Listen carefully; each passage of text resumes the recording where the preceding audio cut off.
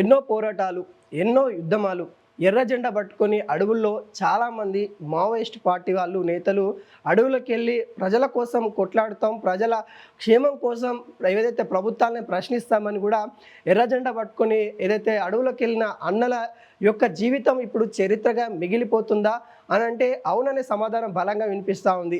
కేంద్ర ప్రభుత్వం ఆపరేషన్ కగార్ని తీసుకొని వచ్చి ఆపరేషన్ కగార్లో భాగంగానే 2026 మార్చి కల్లా మావోయిస్ట్ పార్టీని లేకుండా తీర్చిదిద్దుతాం, మావోయిస్ట్ రహిత భారతదేశాన్ని తీర్చిదిద్దుతామని కూడా కేంద్ర ప్రభుత్వం ఒక కంకణం కట్టుకొని చాలామంది కూడా ఎన్కౌంటర్లు చేసింది, చాలామంది కూడా లొంగిపోయిన పరిస్థితి కనబడుతుంది. దాదాపుగా తెలంగాణలోనే 800 పైన మావోయిస్టులు లొంగిపోయిన నేపథ్యం అయితే మనం అయితే చూస్తూ ఉన్నాము. ఈ నేపథ్యంలో నిన్న కేంద్ర మంత్రి అమిత్ షా మాట్లాడుతూ మావోయిస్ట్ పార్టీ అనేది ఇక నుండి ఒక చరిత్రలో మనం చెప్పుకునే ఒక అంశం తప్ప ఇంక నుండి మావోయిస్టు అనేది ఎక్కడ కూడా ఉండదు. ఇప్పటికే మావోయిస్టు రహిత ప్రాంతాలు ఏవైతే ఉంటాయో అక్కడ కూడా కొంత అభివృద్ధి అయితే చేస్తూ ఉన్నాం. గతంలో మావోయిస్టు వాళ్ళు ఉన్న నేపథ్యంలో అక్కడ అభివృద్ధి అనేది కాలేదు.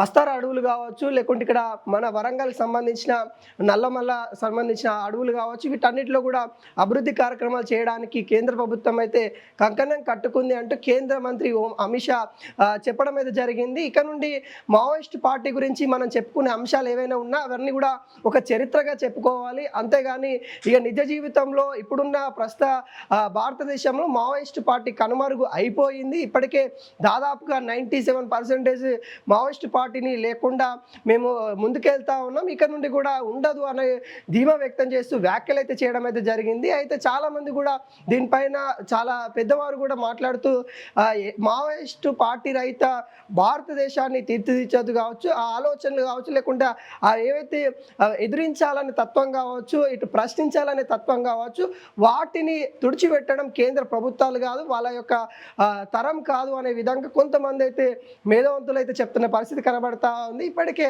మావోయిస్టు రహిత తెలంగాణ కావచ్చు, మావోయిస్టు రహిత ఛత్తీస్గఢ్ కావచ్చు తీర్చిదిద్దుతా ఉన్నామని కూడా చెప్తా ఉన్నారు. దాదాపుగా ఇంకా స్వల్ప వ్యవధిలో మాత్రమే మావోయిస్టులు అయితే ఉన్నారు, వాళ్ళని కూడా లొంగిపోండి అన్నట్టు ఇటు కేంద్ర మంత్రి అమిత్ షా పిలుపునైతే ఇస్తూ ఉన్నారు. ఇప్పటికే తెలంగాణ ప్రభుత్వం కూడా అనేక సార్లు పిలుపునిచ్చింది. వచ్చిన వాళ్ళని కూడా హక్కున చేర్చుకొని వాళ్ళకి ఉపాధి కలిగిస్తూ వాళ్ళకి ఏదైతే వాళ్ళ పైన ఉన్న అమౌంట్ ఏదైతే ఉంటుందో అమౌంట్ కూడా వాళ్ళకే ఇచ్చి వాళ్ళకు ఒక ఉపాధి ఇచ్చి జనజీవన స్రవంతిలో కలిసే విధంగా ప్రోత్సాహాలు అయితే ఇస్తూ ఉంది. ఈ నేపథ్యంలో కూడా ఇంకా మిగిలి ఉన్న వాళ్ళు కూడా లొంగిపోండి అన్నట్టుగా ఇటు పిలుపునైతే ఇస్తూ ఉన్న నేపథ్యం అయితే కనబడతా ఉంది. ఏది ఏమైనా కానీ మావోయిస్టు అనే పార్టీ కావచ్చు, మావోయిస్టు సిద్ధాంతాలు కావచ్చు, అవి చరిత్ర అయినా కానీ భవిష్యత్ తరాలకి చాలా ఉపయోగం ఉండేవి అనేట్టుగా కొంతమంది చెప్తా ఉన్న సిద్ధాంతాలను కూడా చెప్పుకోవచ్చు. ఏదైనా కానీ పార్టీని తుడిచిపెట్టవచ్చు, ఆ యొక్క మావోయిస్టు పార్టీ లేకుండా పోవచ్చు, కానీ ఆ సిద్ధాంతాలు కావచ్చు, లేకుంటే వాళ్ళు ప్రశ్నించాలనే తత్వం కావచ్చు ఖచ్చితంగా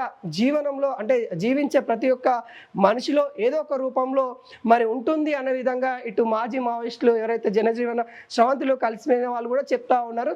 ఖచ్చితంగా ఇప్పటికే కొంతమంది కీలక నిర్ణయాలు కూడా తీసుకున్నారు. ఎవరైతే జనజీవన స్రవంతిలో కలిసిపోయిన మావోయిస్టు నేతలు ఎవరైతే ఉంటారో అగ్రనేతలు వాళ్ళందరూ కూడా ఒక రాజకీయ పార్టీగా రావాలి అన్నట్టుగా కొంతమంది అయితే కోరుకుంటా ఉన్నారు. మరికొంతమంది విద్యా వ్యవస్థలోకి వెళ్ళి కీలక మార్పు తీసుకొని రావాలన్నట్టుగా మరికొంతమంది అయితే ప్రణాళిక చేస్తూ ఉన్నారు.